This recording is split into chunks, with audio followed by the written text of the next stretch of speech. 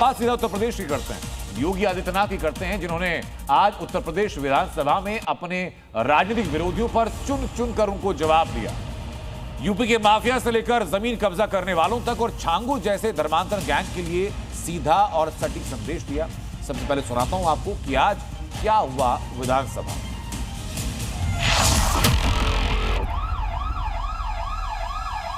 एक सज्जन को सुरक्षा, लेकिन दुर्जन को ठिकाना लगाने का काम। परित्राणाय साधूनाम विनाशाय च दुष्कृताम्, यही तो है और इसी के लिए बैठे हैं। भजन करने के लिए थोड़ा बैठे हैं। भजन करना तो हमारे पास मठ पर्याप्त है, उसी में कर लेते हैं।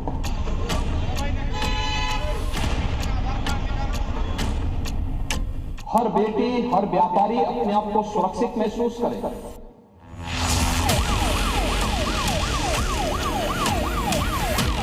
सुरक्षा का जो माहौल हमने दिया, आगे भी देंगे। न्याय कैसे होता है, ये हमारी सरकार ने तय किया।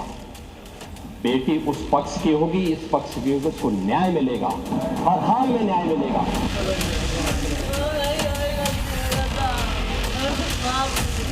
कब्जा कोई भी करेगा किसी भी स्मारक पर, किसी भी पौराणिक स्थल पर, वो कोई भी होगा, उसको छोड़ूंगा तो नहीं। किसी सरकारी लैंड पर कोई माफिया कब्जा करके जबरदस्ती उसको मॉल बना करके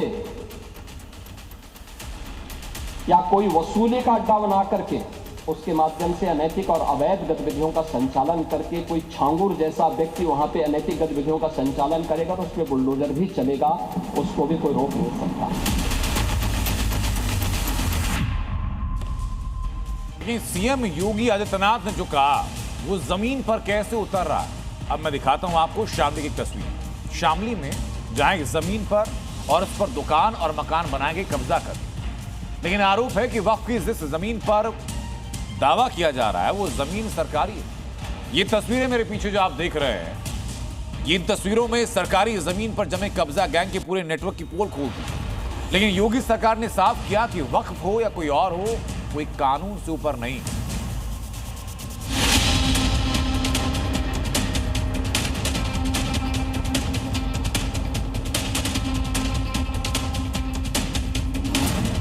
$200 करोड़ की जमीन तैमूर गैंग ने डकार ली। वक्फ बोर्ड की गुंडागर्दी अब योगी फोर्स निकालेगी। कब्जा कोई भी करेगा किसी भी स्मारक पर, किसी भी पौराणिक स्थल पर, वो कोई भी होगा, उसको छोड़ूंगा तो नहीं। कब्जा गैंग पर एक्शन के लिए योगी फोर्स को खुली छूट मिल चुकी है और अब योगी फोर्स के टारगेट पर है शामली का तैमूर गैंग, जिसने 200 करोड़ की सरकारी जमीन पर अवैध कब्जा जमा रखा है। इनके पास कोई वफनामा नहीं है इस चीज का। अच्छा, अगर वफनामा इनके पास हो तो ये पेश कर दे अपना। हाँ। जब भी किसी आदमी ने अगर वफ जमीन करी है तो वो आदमी का कागजात तो जिंदा होंगे, कोई कागज तो खत्म होने सर है। अच्छा, जब इनके पास कागज नहीं है तो वफ कैसे हुई जमीन? अच्छा, तो फिर उसकी जांच कराई जाए। अब ये समझिए कि आखिर वक्फ के नाम पर भाईजान सरकारी जमीन पर कैसे कुंडली मारकर बैठ गए हैं। शामली के तैमूर शाह मोहल्ले में 20 बीघा सरकारी जमीन पर अवैध कब्जे का आरोप लगा है। इस जमीन पर वक्फ बोर्ड के नाम पर करीब 200 मकान और 100 दुकानें बना दी गई हैं। जमीन की मार्केट वैल्यू लगभग 200 करोड़ रुपए बताई जा रही है। आरोप है कि अवैध वसूली, दबंगई और धमकी देकर सरकारी जमीन पर कब्जा किया गया है। इस मोहल्ले के सामने जो दुकानें और मकान हैं, ये सारे मकान बताया जा रहा है कि सरकारी ज़मीन पर है और जिस पर वक्फ का कब्जा है। ये आरोप हारून नाम के एक युवक ने लगाया और उसने डीएम कार्यालय में एक एप्लीकेशन दिया कि तैमूर शाह मोहल्ले के अंदर लगभग 20 एकड़ की ज़मीन और करीब 200 दुकानें, 100 ऐसे मकान हैं जो सरकारी ज़मीन पर बनी है, जिस पर वक्फ का कब्जा और वक्फ ने इसे रेंट पर दे रखा है। हालांकि सरकारी जमीन पर कब्जा कर इमारत बुलंद कर चुके कब्जा गैंग का क्या कहना है, ये भी जान लीजिए।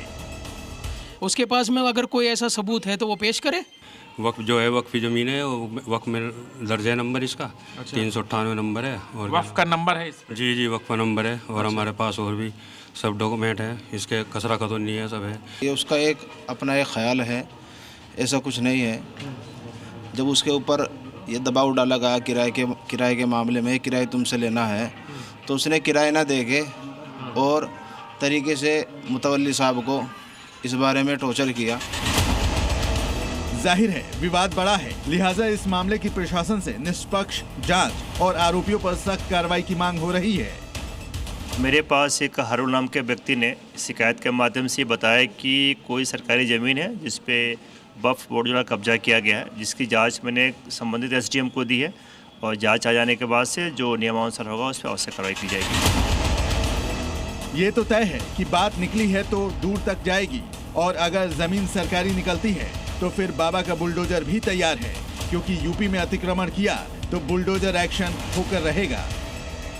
कब्जा कोई भी करेगा किसी भी स्मारक पर, किसी भी पौराणिक स्थल पर, वो कोई भी होगा, उसको छोड़ूंगा तो नहीं। शामली से जी मीडिया के लिए राजू राज की रिपोर्ट।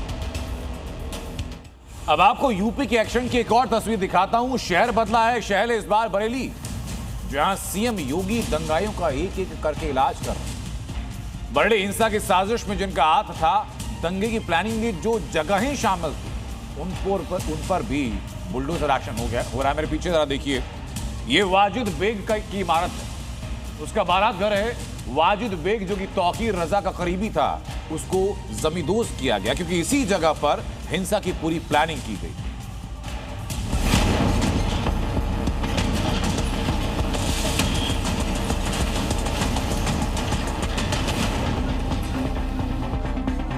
दंगा साजिश सेंटर पर बुलडोजर चला।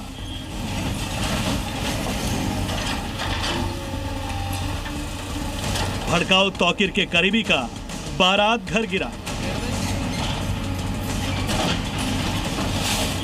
योगी राज में दंगा मतलब बुलडोजर पक्का,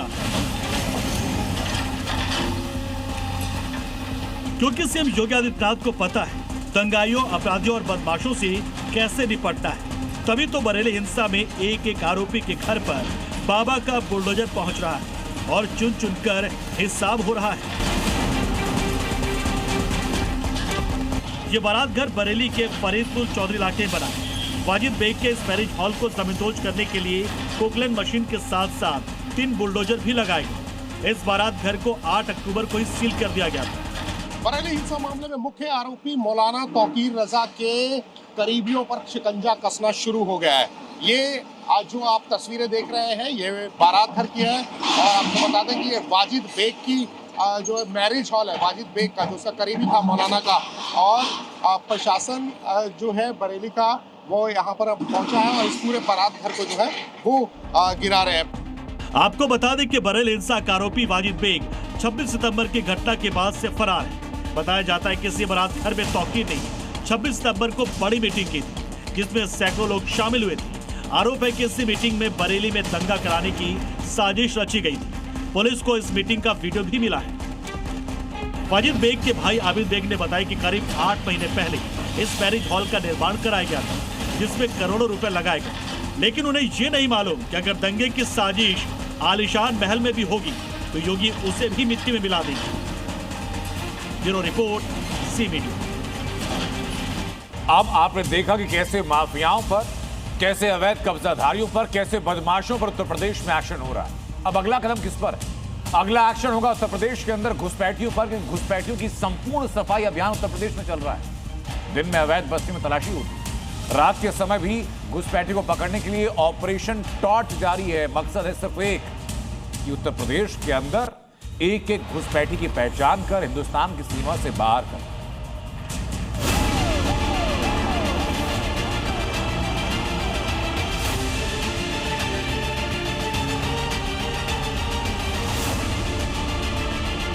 घुसपैठियों का लॉन्चिंग पैड नहीं बनने देना है।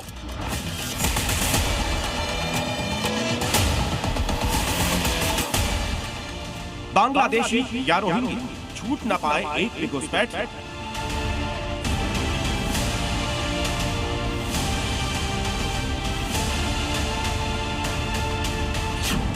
योगी का प्लान, संपूर्ण सफाई अभियान।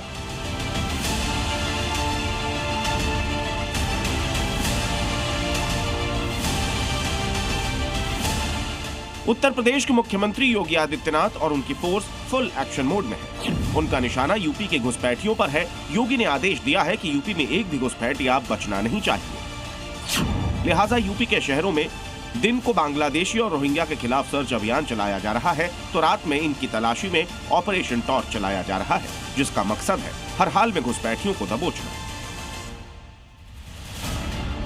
इस अभियान के लिए सिर्फ पुलिस ही नहीं बल्कि लोकल इंटेलिजेंस, एटीएस और जिला प्रशासन को भी अलर्ट पर रखा गया है। किराएदारों की लिस्ट खंगाली जा रही है, जो कि बस्तियों और भीड़ भाड़ वाले इलाकों पर खास नजर है।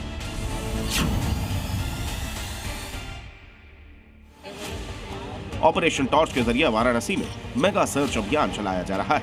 हर संदिग्ध की पड़ताल की जा रही है। इस अभियान के दौरान 100 से ज्यादा लोगों का रिकॉर्ड खंगाला गया। आधार कार्ड, वोटर आईडी और पहचान से जुड़े दस्तावेजों की जांच की गई, ताकि यूपी के किसी कोने में छिपा कोई घुसपैठिया बच न पाए, क्योंकि यूपी में मौजूद घुसपैठियों को आउट करने की तैयारी हो चुकी है। बांग्लादेश सरकार को इस बात की चेतावनी देता हूं, इसीलिए हम कह रहे हैं नोट करना, ये चीजें होनी चाहिए और हमारा भी प्रयास होना चाहिए। जब बांग्लादेशी को यहां से निकालेंगे और रोहिंग्या को यहां से बाहर का रास्ता दिखाएंगे तो उनके समर्थन में मत आना, क्योंकि उनमें से बहुत सारे लोगों के वोट आपने बनवाए हैं। उनके बहुत सारे लोगों के लिए आधार भी बनवाने का पाप किया है आप लोगों ने, इसलिए इन चीजों को ध्यान में रखना। एसआईआर के जरिए घुसपैठियों की पहचान हो रही है। अवैध बस्तियों में सर्च ऑपरेशन चलाया जा रहा है और योगी ग्राउंड लेवल पर मॉनिटरिंग कर रहे हैं।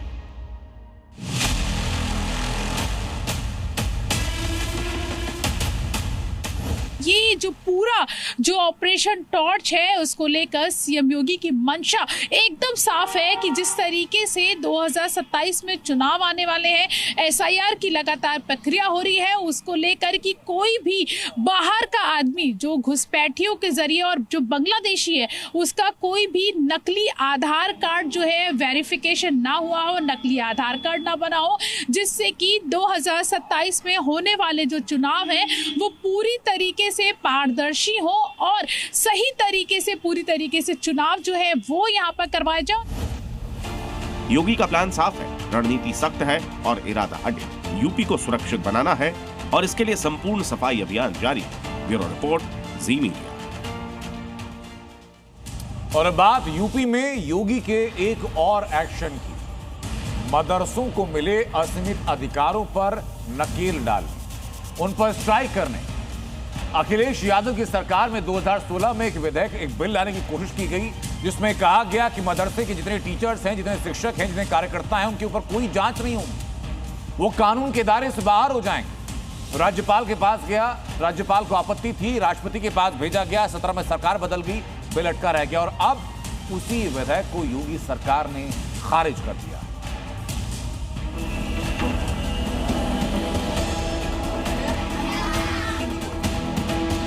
मदरसों की पावर पर योगी का हंटर।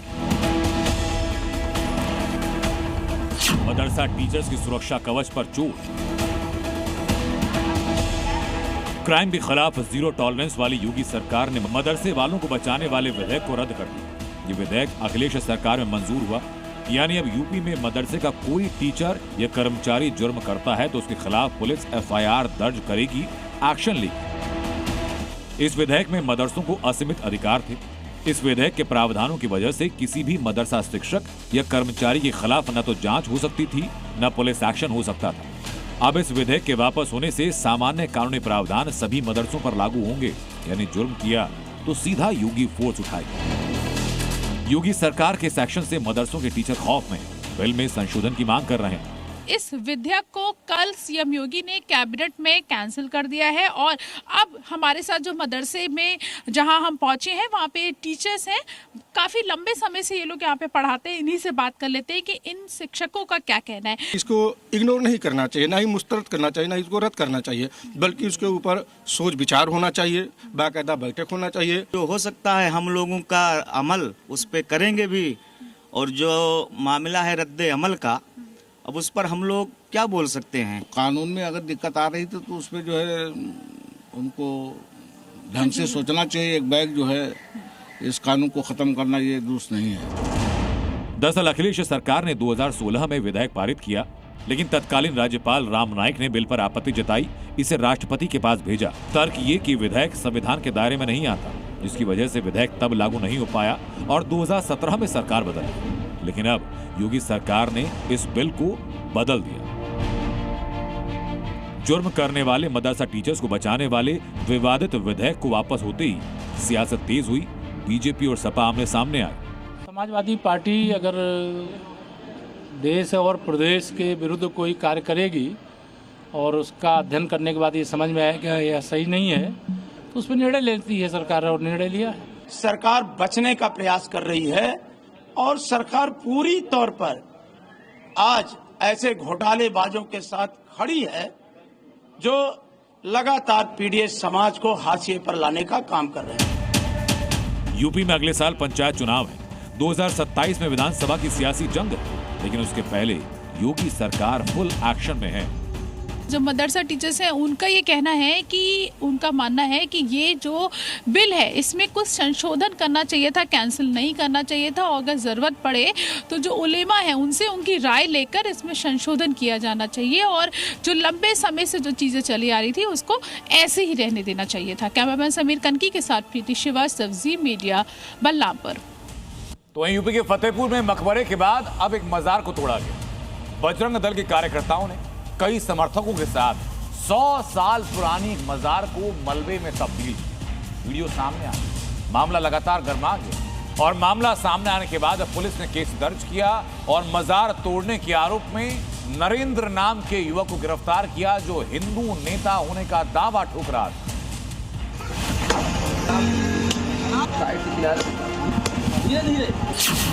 हिंदू संगठन का हथौड़ा, मजार को तोड़ा। ये तस्वीरें यूपी के फतेहपुर की हैं, जहां 11 अगस्त 2025 को हिंदू संगठन के लोगों ने मकबरे में तोड़फोड़ कर झंडा फहरा दिया था। अब बजरंग दल के कार्यकर्ताओं ने सड़क किनारे बनी मजार को नेस्तनाबूद कर दिया है। 10 से 15 बजरंग दल के कार्यकर्ता मजार को तोड़ने पहुंच गए। पहले बजरंग दल का एक कार्यकर्ता मजार पर हथौड़ा बरसाने लगा। उसके बाद एक हिंदू ने उससे हथौड़ा लिया और खुद मजार की ईंटों को तोड़ने लगा। करीब 15 मिनट में पूरी मजार को तोड़ दिया गया। इस दौरान उन्होंने ये भी कहा कि यह हिंदुस्तान है, बांग्लादेश नहीं। यहाँ जिहादी मानसिकता बर्दाश्त नहीं की जाएगी। इस देश में रहना है तो यहाँ के जो नियम है, मानक है, यहाँ का संविधान है और भारत माता राष्ट्रगान और वंदे मातरम के प्रति आपको समर्पण दिखाना पड़ेगा। ये बांग्लादेश नहीं है कि किसी हिंदू को जो है उल्टा कर दिया गया, केरोसिन लगा के जला दिया गया। ये हिंदुस्तान है, यहाँ पे कोई भी जिहादी मानसिकता बर्दाश्त नहीं की जाएगी। मजार तोड़ने का वीडियो सामने आने के बाद मामला गर्मा गया। आनन फानन में पुलिस ने केस दर्ज कर आरोपी नरेंद्र हिंदू को गिरफ्तार कर लिया। में देख सकते हैं ये वही जगह है जहां पर ये मजार बनी हुई थी। सड़क से जस्ट बगल में थी, नाली के जो है किनारे। इसको हिंदू संगठनों ने तोड़ा है। वली शाह बाबा की इसको मजार बताया जा रहा था, जबकि जो यहाँ पे स्थानीय लोग हैं उनका ऐसा मानना है कि यहाँ इस तरह का कोई पूजा पाठ नहीं होता था। बगल में देखिए ये पूरी जो आबादी है ये हिंदू आबादी है, शंकर जी का मंदिर भी है और आसपास के जो घर है उनका कहना था कि यहाँ पर प्राचीन समय में कुछ दंगल वगैरह होते थे, जिसको लेकर यहाँ पूजा पाठ होता था। हिंदू नेता की गिरफ्तारी के बाद बजरंग दल के कार्यकर्ता जमा होने लगे। पुलिस ने मामले को देखते हुए गांव में 3 थानों का फोर्स तैनात कर दिया। 4 महीने पहले 11 अगस्त 2025 को बजरंग दल, हिंदू महासभा समेत हिंदू संगठन के 2000 लोग ईदगाह में बने मकबरे को मंदिर बताकर अंदर पहुंच गए थे। यही नहीं, हिंदू संगठन के कार्यकर्ताओं ने मकबरे की छत पर चढ़कर भगवा झंडा तक लहरा दिया।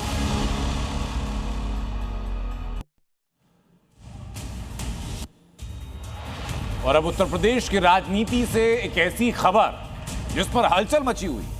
उत्तर प्रदेश की राजनीति में भयानक हलचल है। यूपी में विधायक जाति के आधार पर दो पक्ष दिखा रहे हैं। यूपी में ठाकुर विधायकों की बैठक हुई। उस बैठक के ठीक 3 महीनों के बाद एक और बैठक होती है। नाम दिया जाता है ब्राह्मण विधायकों की बैठक। इसके बाद सियासी सरगर्मियां तेज हो चुकी हैं। सवाल उठ रहे हैं कि पहले ठाकुर विधायक एकजुट हो तो आखिर ब्राह्मण विधायकों की बैठक का मकसद क्या है और इस मीटिंग की इनसाइड स्टोरी क्या है?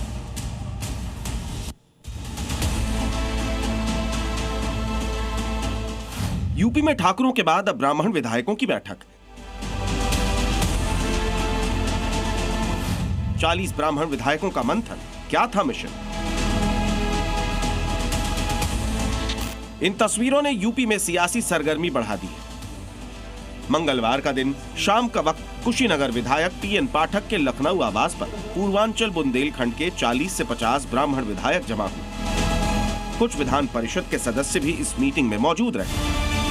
सूत्रों के मुताबिक बातचीत का फोकस यूपी की जातीय राजनीति में ब्राह्मणों की स्थिति पर रहा। इसके अलावा ब्राह्मणों के मुद्दों को लेकर सामूहिक प्रतिनिधित्व पर भी चर्चा हुई। हालांकि भोज के आयोजन में प्रमुख भूमिका निभाने वाले पीएन पाठक ने कहा, ये केवल सहभोज था, ऐसी बैठकें आगे भी होती रहेंगी। हम इस वक्त पीएन पाठक जी के आवास पर ही मौजूद हैं और बहुखंडी में ये आवास है और यहीं पर वो सहभोज हुआ था। सहभोज हुआ, लेकिन जो तस्वीरें आई उसके मायने अब अलग अलग निकाले जाने लगे। ये शुद्ध रूप से सहभोज था। परसों हम लोग विधानसभा में बैठे थे, चर्चा हुई कि लिट्टी चोखा ये सब चले तो कौन कराएगा। तो उन्होंने कहा कि आपके पास जगह पर्याप्त है। हमने कहा चलो भाई, हमारे वहाँ गांव भी होता है, यहाँ भी होता है, चलो आराम से सब लोग बैठेंगे। सहभोज में शामिल विधायक रत्नाकर मिश्रा ने कहा, ये एक सामाजिक चिंतन था। और ये लोग तो माता पिता के वृद्धाश्रम में बिखरता समाज जो है, इसको कैसे संस्कार देकर पुनः वो करने के लिए, जिसके वजह से की विरोधी शक्तियां जो अपने देश में पनप रही हैं, ये न पनपने पाए, इसके लिए हम लोग चिंतन मंथन करने का काम करना चालू किए थे। तो वहीं मध्य प्रदेश के सीहोर को जिस दंगा ब्रिगेड ने हिंसा की आग में झोंका, अब मध्य प्रदेश पुलिस उनका हिसाब करना शुरू कर चुकी। मध्य प्रदेश पुलिस ने ठान लिया कि जिन्होंने माहौल खराब करने की कोशिश की वो हर चेहरा बेनकाब हो। जिसने पत्थर चलाया उसका इलाज हो गया। अकील, अली, फिरोज और फिरोजुद्दीन। इस तस्वीर में पुलिस के सामने घुटनों के बल बैठे वही पत्थरबाज जिन्होंने 3 दिन पहले सीहोर की सड़कों पर जबरदस्त उत्पात मचाया।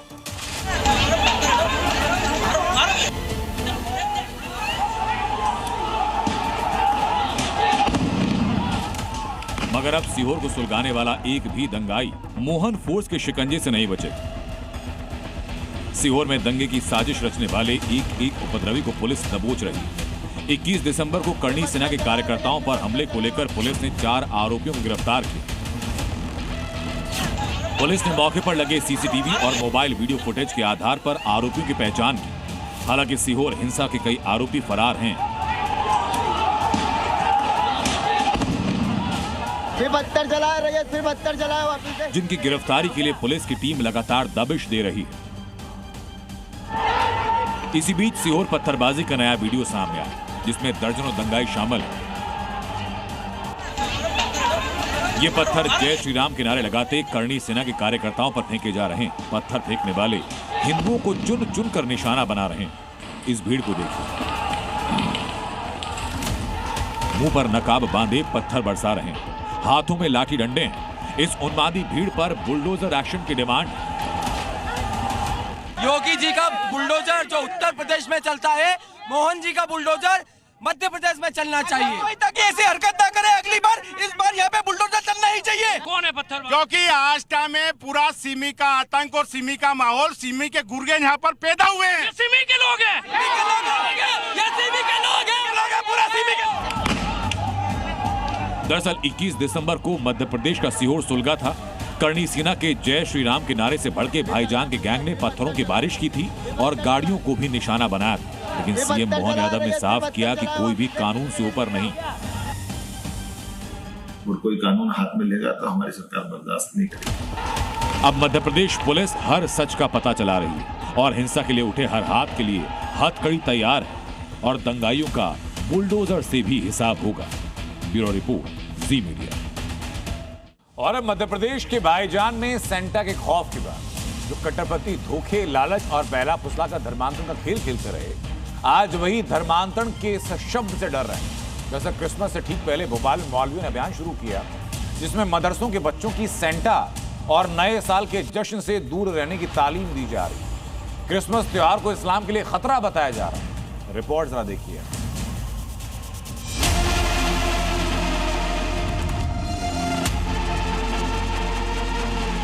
क्रिसमस नहीं मनाना चाहिए, और यदि मना लिया तो नहीं, इस्लाम में इसके है नहीं तो नहीं मनाते, उनको तालीम ही दी जाती है। नहीं, इस्लाम में इसकी इजाजत नहीं है बिल्कुल। ये किसने बताया? ये हमारे उस्ताद ने बताया। मनाएंगे नया साल मुहर्रम में आता है, पहली तारीख मुहर्रम में ही मनाएंगे। सुना आपने मजहब के नाम पर बच्चों को क्या सिखाया जा रहा है। मदरसों में पढ़ने वाले मुस्लिम बच्चों को क्रिसमस पर सैंटा और न्यू ईयर सेलिब्रेशन से दूर रहने की तालीम दी जा रही है। भाई क्रिसमस क्यों नहीं मनाने देंगे मदरसों के बच्चों को?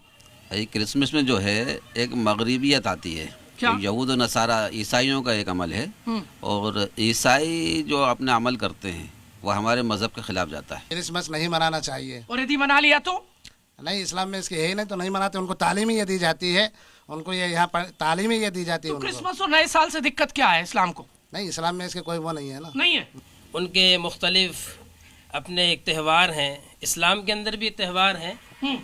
हम अपना त्यौहार अपनी तहजीब और अपने कल्चर के हिसाब से मनाते हैं, उसको इख्तियार करते हैं। और ये तस्वीर है एमपी के रायसेन की, जहां मौलानाओं ने क्रिसमस के खिलाफ मोर्चा खोल दिया है। रायसेन में मौलवी मदरसों में जाकर अभियान चला रहे हैं, बच्चों को क्रिसमस से दूर रहने और ये त्योहार न मनाने का पाठ पढ़ा रहे हैं। आप लोग क्रिसमस मनाएंगे क्या?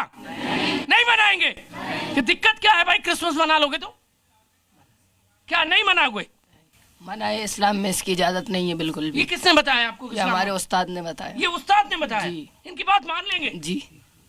नया साल भी नहीं मनाएंगे? नहीं। कब मनाएंगे नया साल? नया साल मुहर्रम में आता है, पहली तारीख को। मुहर्रम में ही मनाएंगे? जी। अरे बदल जाइए भाई, नया जमाना है। नहीं तो हम तो इस्लामी तारीख से चलेंगे ना। इस्लामी तारीख से ही चलेंगे। सवाल है कि आखिर बच्चों पर बंदिश क्यों लगाई जा रही है? क्या मौलानाओं को सेंटा और क्रिसमस से इस्लाम को खतरा नजर आता है? क्योंकि मौलाना तो इन बच्चों को यही संदेश देने की कोशिश कर रहे हैं। बांग्लादेश में कट्टरपंथियों ने जो आग लगाई है उसमें पूरे मुल्क का नामो निशान मिटने वाला है। इसे ना यूनुस की सरकार रोक पाएगी और ना ही वहां की सेना। अगर ये बात हम कर रहे हैं तो इसके पीछे ठोस वजह है और इसका जिम्मेदार खुद बांग्लादेश है, जो भारत की मदद और तमाम सहयोग समझौतों को दरकिनार करते हुए हिंदुओं को ही निशाना बना रहा है। बांग्लादेश की बर्बादी की दो वजह हैं। पहला, कट्टरपंथी एक्टिव है, दूसरा हिंदुओं से नफरत। बांग्लादेश की बर्बादी का दूसरा पॉइंट सबसे पहले समझते हैं, क्योंकि हिंदुओं पर अटैक की खबरें 10 दिन बाद भी आ रही हैं बांग्लादेश के अलग अलग इलाकों से। जैसा कि आप इन दो तस्वीरों में देख रहे हैं, तारीखें दो हैं, लेकिन हिंदुओं के खिलाफ बढ़ती नफरत जस की तस। ताजा मामला चटगांव का है, जहां 2 हिंदू घरों को निशाना बनाया गया। कट्टरपंथियों ने पहले घरों के दरवाजे बाहर से बंद कर दिए और घरों में आग लगाकर उन्हें जलाने की कोशिश की। इससे पहले 18 दिसंबर को ढाका में जिस तरह दीपू नाम के युवक को ईश निंदा के आरोप में पहले लिंचिंग और फिर पेड़ से लटकाकर आग लगाई गई, वो तस्वीरें देख दीपू के परिजन आज भी सहम जाते हैं। ये तो डर लग गए हैं, उसकी हुमकी दे गया, हुमकी दे गया, हुमकी दे गया। हाँ, तो हम लोग तो निरहो आदमी है, हमको के कुछ नहीं जानता है, क्या लेके क्या होगा, जहाँ हमारे बेटा के कैसे मारेगा कुछ ना जानेगा। वो डिबू के साथ कोई ना रहा, वो अकेले में रहा। दीपू के साथ यही तो है, जिसने मैंने कहा है तो उसने के फांसी चाहती है। बांग्लादेश सरकार के केयरटेकर मोहम्मद यूनुस तमाम दावों के बाद ना हालात को कंट्रोल कर पा रहे हैं और ना ही हिंदुओं को सुरक्षा दे पा रहे हैं। अब यहाँ समझिए बांग्लादेश की बर्बादी का पॉइंट नंबर 1। बांग्लादेश में एक्टिव लश्कर तैयबा हाफिज का गुर्गा बोला बनाएंगे ग्रेटर बंगाल। बांग्लादेश में आतंकी हाफिज सईद का ये करीबी मौलाना सरेआम आग उगल रहा है। बांग्लादेश से लेकर पूरी दुनिया में मुस्लिम शासन का सब्ज़बाग दिखा रहा है। सीधे शब्दों में कहे तो बांग्लादेश में कट्टरपंथी जमात के बीच जहर भर रहा है, ताकि हिंदू और दूसरे अल्पसंख्यक समुदायों का रहना वहां मुहाल हो जाए।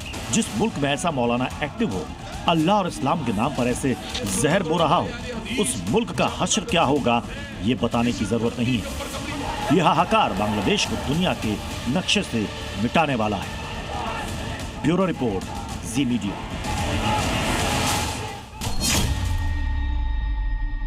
यूनुस प्लस मुनीर का प्लान, हादी के भाई ने किया एक्सपोज। बांग्लादेश में जीते जमात, इसलिए हादी का काम तमाम।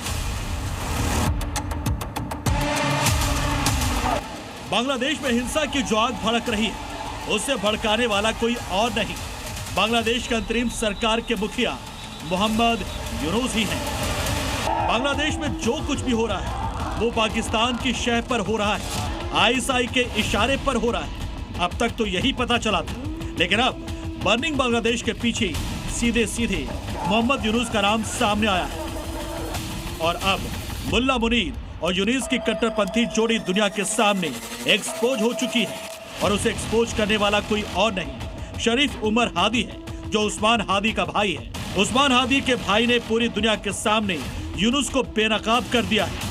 उस्मान हादी के भाई शरीफ उमर हादी ने मोहम्मद यूनुस को ही हत्या का आरोपी बताते हुए कहा कि सरकार के लोगों ने आगामी राष्ट्रीय चुनाव को पटरी से उतारने के लिए हत्या की साजिश रची थी। उस्मान हादी के भाई ने यूनुस की पोल पट्टी ही खोल दी। हादी के भाई का आरोप है कि यूनुस सरकार ने उस्मान हादी की हत्या कराई। चुनाव रोकने के लिए उस्मान हादी का मर्डर किया गया। अंतरिम सरकार ने ही हादी की हत्या की साजिश रची। फरवरी में होने वाले चुनाव में हादी चुनाव लड़ना चाहता था। चुनाव में हार के डर से हादी की हत्या कराई गई, क्योंकि यूनुस बांग्लादेश में जमात इस्लामी की सरकार बनाना चाहते हैं। और अब तो हादी के भाई ने यूनुस को ओपन चैलेंज दे दिया है कि अगर हादी को न्याय नहीं मिला तो फिर यूनुस का हाल शेख हसीना जैसा ही होगा। मतलब साफ है, बांग्लादेश में एक कट्टरपंथी जमात के हाथ में कंट्रोल है और यूनुस और मुल्ला मुनीर मिलकर इस जमात को बांग्लादेश में सत्ता तक पहुंचाने की मुहिम में जुटे हैं। Bureau report, C media. सलाखों में इमरान, पाकिस्तान में घमासान। रावलपिंडी टू लंदन, न्याजी के लिए आखिरी जंग। पाकिस्तान से ब्रिटेन तक इमरान खान की खातिर जंग ए आजादी शुरू हो चुकी है। इमरान खान के हजारों समर्थक और तीनों बहनें फिर सड़क पर उतर आई है। इस विद्रोह की गूंज इस बार सिर्फ पाकिस्तान ही नहीं, बल्कि पाकिस्तान से करीब 7,000 किलोमीटर दूर ब्रिटेन तक सुनाई दे रही है। सबसे पहले ये तस्वीरें देखिए जो रावलपिंडी के अदियाला जेल से बाहर की है, जहां इमरान खान बंद है। एक तरफ इमरान खान के समर्थक तो दूसरी तरफ मुल्ला मुनीर की फौज है, जो गुस्साए समर्थकों को बैरिकेड लगाकर रोकने की कोशिश कर रही है।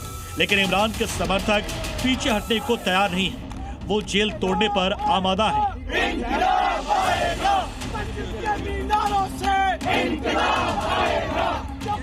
पाकिस्तान में इमरान समर्थकों के एक बार फिर भड़कने से जिंडालैंड में हड़कंप मचा है। अदियाला जेल के बाहर हजारों की तादाद में पहुंचे समर्थक इमरान खान की रिहाई की मांग कर रहे हैं। मुनीर शहबाज की सत्ता को हिलाने के लिए रावलपिंडी में इमरान समर्थकों ने मार्च भी निकाला, जिसमें इमरान खान की बहनें भी शामिल थी, लेकिन पुलिस ने उन्हें रास्ते में ही रोक लिया।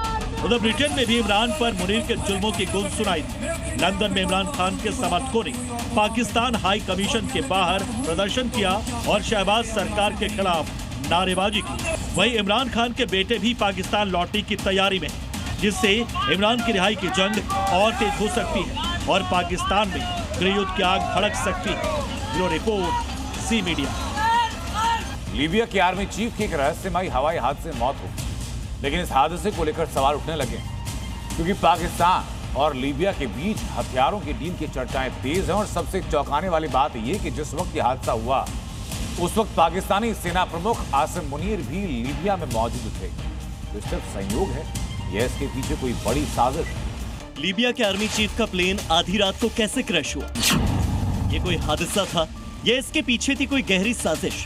बीती रात हुए हादसे के बाद से ही यह सवाल पूरे वर्ल्ड मीडिया में छाया हुआ है कि आखिर ये कैसा संयोग है कि लीबिया के जो आर्मी चीफ मोहम्मद अली अहमद अल हद्दाद बिखरे हुए मुल्क के अलग अलग गुटों को एक साथ लाने की कोशिश कर रहे थे, वो एक प्लेन क्रैश में मारे कैसे गए? इस सवाल के तीन पहलू हैं। एक तो लीबिया के विमान में तुर्की में गिरने की वजह से कयास है, क्योंकि तुर्की जो हाल ही के दिनों में पाकिस्तान और लीबिया दोनों का ही बड़ा रक्षा सहयोगी बना बैठा है। और दूसरी तरफ प्लेन के सवार आर्मी चीफ के सभी 8 भरोसेमंद साथियों की मौत। अब इस हादसे की जो डिटेल सामने आई है उसके मुताबिक विमान ने तुर्की से उड़ान भरी थी।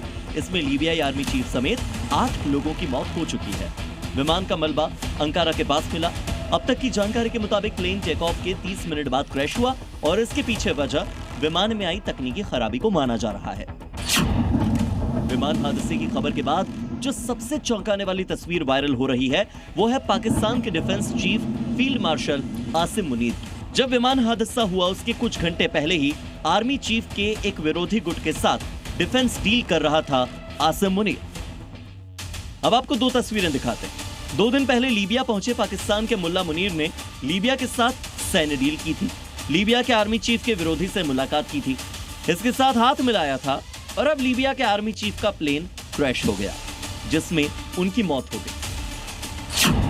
इस तस्वीर के बाद प्लेन क्रैश की थ्योरी में साजिश का एंगल जोड़ रहा है क्योंकि आसिम मुनीर को पता है लीबिया पर 2011 से ही संयुक्त राष्ट्र संघ के प्रतिबंध हैं। लेकिन हथियार बेचने के लिए वो लीबिया के अलग अलग गुटों से डील करने पहुंच गया। वैसे तो मुनीर ये डील गुपचुप करने गया था, लेकिन प्लेन क्रैश के बाद मुनीर का ये पूरा विजिट और हादसे की वजह अब सवालों के घेरे में आ चुकी है। ब्यूरो रिपोर्ट, जी मीडिया। और राजनीति में आज के सिर्फ इतना ही। इस ब्रेक का वक्त है। कल शाम 6 बजे नई खबरों के साथ एक बार फिर आपसे मुलाकात होगी। आप बने रहिए जी न्यूज़ के साथ।